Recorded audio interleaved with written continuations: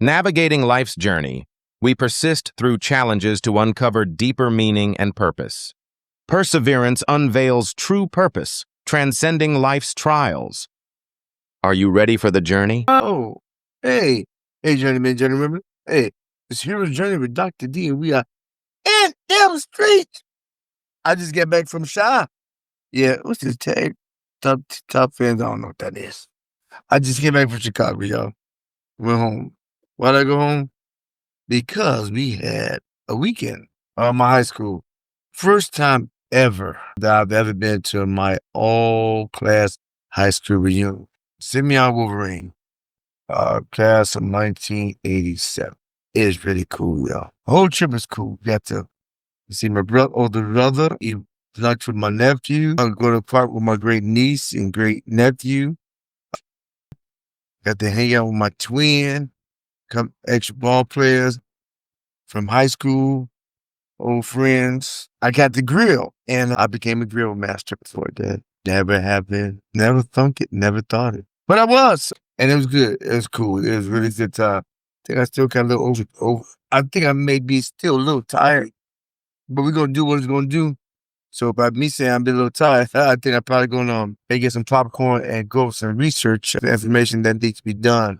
If I could prepare, I know today's Tuesday, prepare for my week. I was thinking about going to see a movie, but ain't nothing out and not worth seeing. But in any case, this is what it is. Today, this is a Hero's Rant from Dr. D, and we are in them streets. In those streets. This is something I want to share with you. I probably already shared it, right? I said something about it's really about perseverance or opportunity, meaning that never giving up on something that you're hoping to receive or to accomplish. But also it's a thing about some people, let me see if I got I don't even know I was on because what's happening is that I had my earplugs in, my Bluetooth. But now I don't have the Bluetooth, and maybe I was loud enough where everybody heard me. Like I said, this is Dr. D, we in them streets. Try to shift this phone correctly because I'm about to start driving, and in my drive, I need people to see who I'm talking to. And what I was saying is that I'm going through a little something, but we all go through a little something. A lot of times we go through a lot of something. In essence, we all go through something. I said, well, Dr. D, what do you mean? You're still living, right? You're still breathing. You still got up. Be prepared to go through something. However, it's not the fact that you're going through. The blessing is that you're able to go through. Also, another blessing is that how you look at the situation you're going through. It's all about perspective. Are you appreciative of the thing that you may be going through? You may not like it, but are you appreciative of being able to experience it, to get through it? Why do I ask that? What happens is that people want to always get through something, but they never want to go. Can you have to, without a shadow of doubt in my mind, without a hesitation of thoughts, you have to be willing to. But in order to, what's up, Lizzie? But in order for something to go through, to be over, you gotta go through it. If you want to get through anything in life, you gotta be willing to go through it. Why? Because if you don't go through, if you don't move, how in the world you expect to get through anything? If you don't move in the water, you just stagnant. And we all know stagnant water is dead. Michigan math. I don't know about you, but I always have I have to pull myself out of a situation, even if I'm in a different aspects of it. And I have to look at also say, so what, Lord, what are you trying to teach me in this situation? And I think you're deep enough because it's always a lesson if you're willing to sit back and learn. Because if you, like, what's the message in it? You know, the message is in for the process.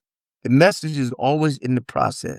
It's very rarely in the process. You know what I'm saying? The message is always in the process, but it's very rarely in the pride. However, most people want the pride, but they don't want experience the process. But through the experience, you have great appreciation for what has occurred, and you more appreciation that you actually went through it. Now, I believe this: determinant of the repeating of the process is how you look through it. Your perspective. Do you go through it with a frown? Do you go through it with cussing out God, cussing out people around you, or do you go through with learning, with thanksgiving, with being grateful, or just complain? So often we got people just complaining about everything, but not willing to pull themselves outside of the situation. Now, I got a situation I'm going through, and I believe the word that came to me is that, let me break it down for you. You got a situation, wherever it is, it's a relationship, it's your children, your spouse,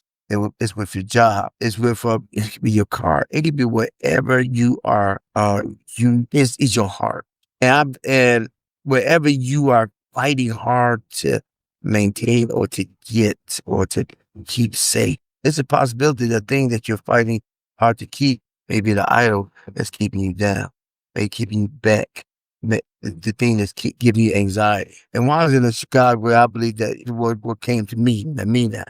It may relate to some people that's in the streets with me, but this was, I believe God shared with me. Listen, man, he said, listen, he's been all this up stuff. And just because it's a good thing doesn't mean it's a God thing. But be honest, we always go to God when we think we doing something good. No, we just think that, it's our moral or what we've learned, or it may be something good, but is it God? Is it God? And so what happens is that we'll put all this energy into something, and it'd be a good thing, but it's not a God thing. So if it's not a God thing, it's a thing that may possibly cause you anxiety and increasing your blood pressure. But when you give it to Him and put Him first, you'd be amazed how your stress decreases. I heard God share with me. He said, listen, he said, you need to give me your Isaac. Well, for those of you that do not know, as far as Isaac, it's sort of Isaac is Abraham. Isaac was the promise. He told Abraham, I'm gonna make you a many, many, many, many nations. He was half dead when he had the baby. He was 100 years old. Sarah was like 90 something. I mean, that's a miracle within itself.